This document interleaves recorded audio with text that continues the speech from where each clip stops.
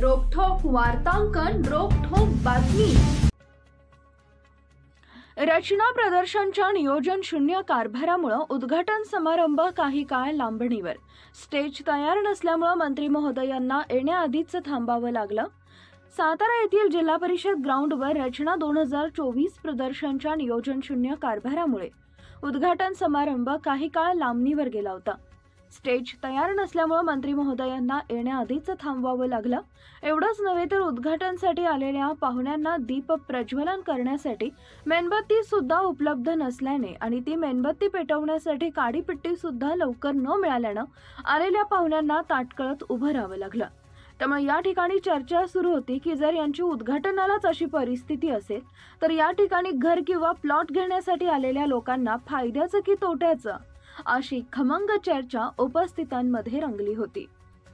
महाराष्ट्रातील महत्त्वाच्या आणि ताज्या बातम्या पाहण्यासाठी आमच्या जय हो न्यूज चॅनलला सबस्क्राइब करा आणि बेल आयकॉन प्रेस करा।